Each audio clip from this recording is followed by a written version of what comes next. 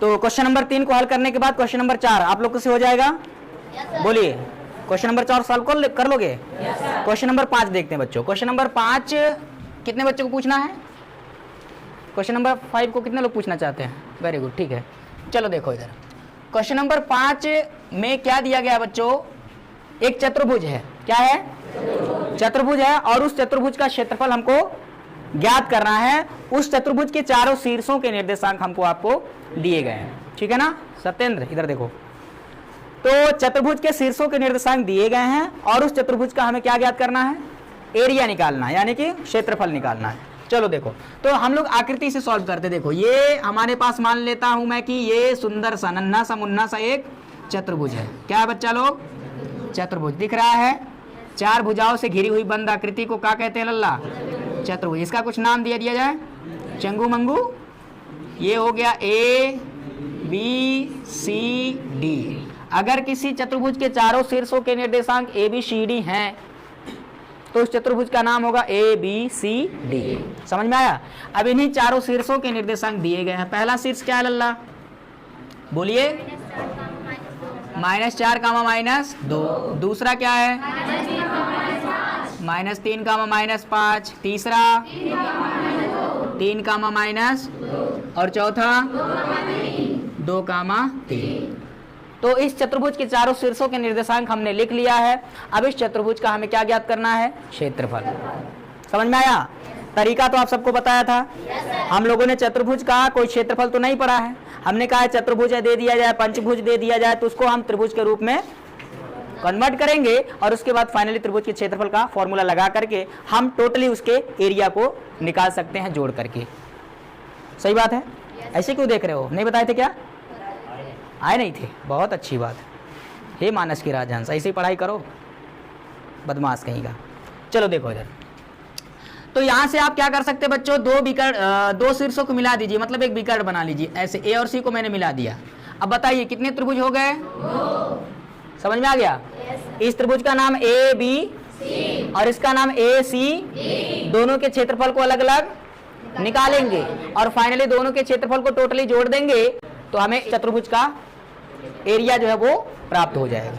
ठीक है, तो सबसे पहले मैं क्या करूंगा? त्रिभुज A B C का क्षेत्रफल डायरेक्ट लिख रहा हूं बच्चों, कोई दिक्कत? जब हम त्रिभुज A B C का क्षेत्रफल निकाल रहे होंगे तो इसको x1 y1, इसको x2 y2, इसको x3 मान लेंगे, कोई दिक्कत? और त्रिभुज के क्षेत्रफल का सूत्र लगाएंगे जब उसके शीर्षों के निर्देशांक हमको दिए गए हैं तो होता है 1/2 x1 कोष्ठक में y2 माइनस और प्लस x2 कोष्ठक में y3 माइनस और प्लस x3 कोष्ठक में y1 माइनस। भाइयों बहनों यही होता है क्या? सच्ची मुच्ची, वेरी गुड। x1 की वैल्यू कितना? चिन्ह सहित रखने चले जाना है, -4। कशिश समझ में आ रहा है? नीरा सॉल्व हो गया क्या? चलो y2 की वैल्यू कितना बच्चों? -5। यहाँ माइनस y3 की वैल्यू अब देखना, सावधानी रखना, यहाँ माइनस है, माइनस फिर आ रहा है तो माइनस माइनस का लड़ाई झगड़ा प्लस हो जाएगा 2। और यहाँ x2 की वैल्यू कितना है? तो यहाँ प्लस है, ये माइनस आ रहा है, प्लस माइनस x2 की वैल्यू 3 हो जाएगी। y3 माइनस y1, y3 की वैल्यू -2 माइनस y1 की वैल्यू वो भी माइनस। अब देखो ये भी माइनस है, वो फिर माइनस आ रहा है तो माइनस माइनस +2। बोलो बात समझ में आ गया? फिर प्लस x3, प्लस क्या बच्चों? x3 है, x3 की वैल्यू कितनी? प्लस का 3 कोष्ठक में y1 की वैल्यू -2 माइनस y2 की वैल्यू -5, तो ये माइनस वो भी माइनस, माइनस माइनस। इतना बात तो सबको समझ में आता लल्ला?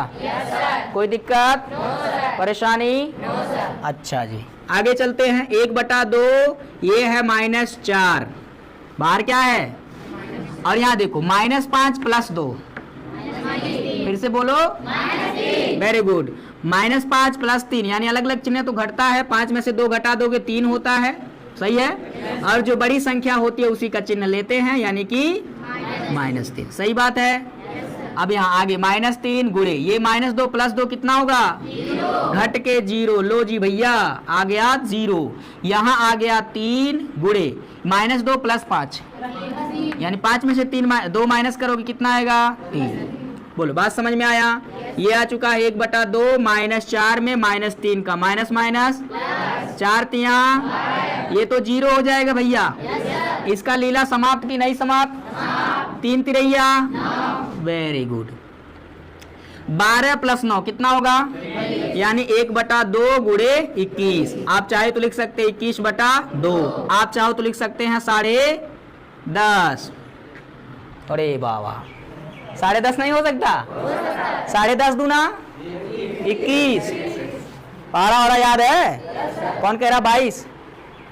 अरे मानस के राजहंस इस देखो तो कितना गया बाबू, त्रिभुज ABC का क्षेत्रफल आ चुका है 21/2 वर्ग इकाई।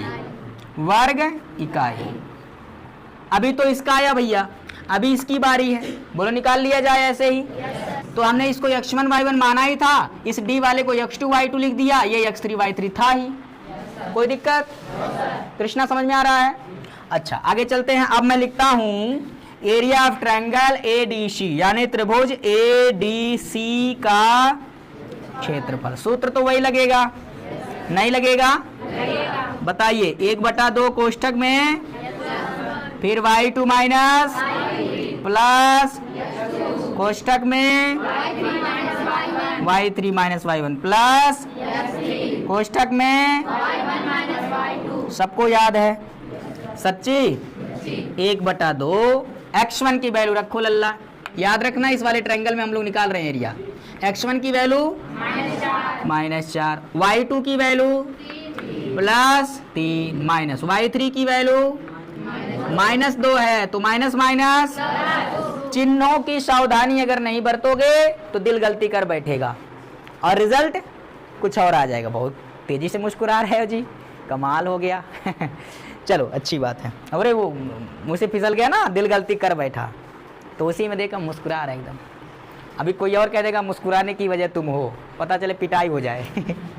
चलो चलो चलो देखो इधर प्लस x2 की वैल्यू कितना बच्चों, प्लस का 2 कोष्ठक में y3 की वैल्यू -2 माइनस y1 की वैल्यू -2, तो ये माइनस आ रहा, ये भी माइनस है, माइनस माइनस +2, फिर x3 की वैल्यू +3। कोई कंफ्यूजन तो नहीं हो रहा है, किसी को दिक्कत है बच्चा तो बता दीजिएगा, समझ में आ रहा है। अच्छा अब y1 की वैल्यू क्या, माइनस y2 की वैल्यू कितना होगा, +3। कौन कह रहा -5, अमन। छोटू को खड़ा करो और कान के नीचे 2 कंटाप लगा करके फिर बैठा दो, बदमाश कहीं का। ध्यान से देखो, इसीलिए बोला हूं पहले से फोकस करो, नहीं तो दिल गलती कर बैठेगा, फिर तुड़ाई हो जाएगा। पता चला कि आपका हास रस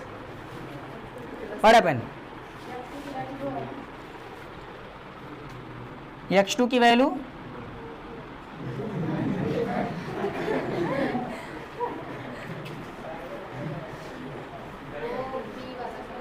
इधर आओ, बुला इसको, इधर आओ।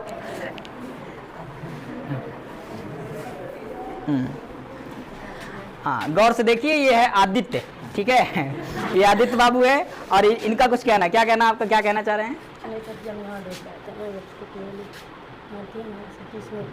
हाँ तो इस वाले ट्रायंगल में निकाल रहे थे ना, तो इस वाले ट्रायंगल में x2 की वैल्यू -3 तो है नहीं, इसीलिए मैंने कहा फोकस करो। देख लीजिए ये बदमाश, इसी तरह से बच्चे अगर फोकस नहीं करते हैं तो उनका मन विचलित हो जाता है, मस्तिष्क भी विचलित हो जाता है, परिणाम गलत हो जाता है। प्रोसेस पे ध्यान दो बच्चों, किस पर ध्यान दो, जो तुम आज कर रहे हो ना वो बहुत अच्छे से करो, 100% अपना लगाओ, पूरे फोकस पूरे कंसंट्रेशन के साथ, अदरवाइज दिक्कतें होंगी, है ना। सावधानी हटी दुर्घटना, ठीक है। तो फिर ऐसा करोगे, हाँ यहाँ आकर वीडियो के सामने बोलो, फिर गलती करोगे नहीं करेगा, ठीक है। आप लोग माफ कर देना इसको, मैं भी कर दिया। चलो आगे चलते हैं, इधर देखो अभी 1/2 यहाँ होगा -4, ठीक है। चलो खड़े हो प्रिंस, खड़े हो। +3 + 2 कितना होगा, इधर आओ। +3 + 2 कितना होगा, है भाई बहनों इनको थप्पड़ लगाना चाहिए कि नहीं लगाना चाहिए? जान के नहीं, मतलब वीडियो मतलब सुने सर जी, हमको सुना है +2 +2 अबे +3 +2 मतलब देखे नहीं सर जी, कितना होगा? +5। अच्छा वेरी गुड। 0 -2 +2 कितना होगा? चलो क्या बात है, बताओ सोचो। अब चलो ये +3 +2 कितना होगा? प्लस। अब बच्चियों में से कोई गलती ना करना, ये चाटा लगेगा धड़ाक धड़ाक, ठीक है। ये आ गया +2, ये -2 +2 कितना होगा बेटा? 0 प्लस या -3 सॉरी -2 -3 -5। सर जी भी गलती कर रहे हो, उनको धड़ाक धड़ाक कौन लगाए? 1/2 -4 5 20 और ये हो गया टोटल। छोड़ दें क्या इसको? छोड़ दिया जाए, वेरी गुड। यहाँ +3 और -5 का गुणा कराओ, प्लस माइनस 3 5 नीचे दिख रहा है? नहीं दिख रहा है, चलो इधर आ जाओ।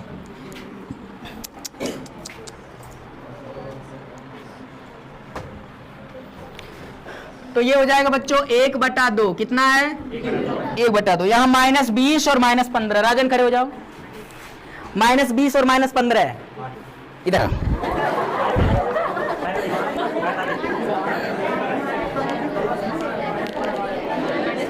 -20 और -15 -35। और वहाँ क्या बोल रहे थे?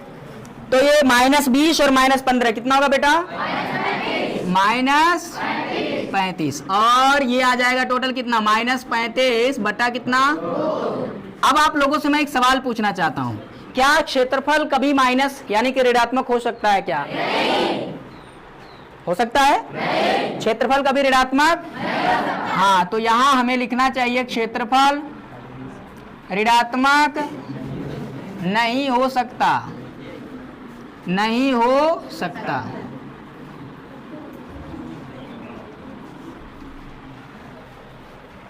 अतः किसका? त्रिभुज ADC का क्षेत्रफल बराबर कितना होगा? +35/2 वर्ग इकाई।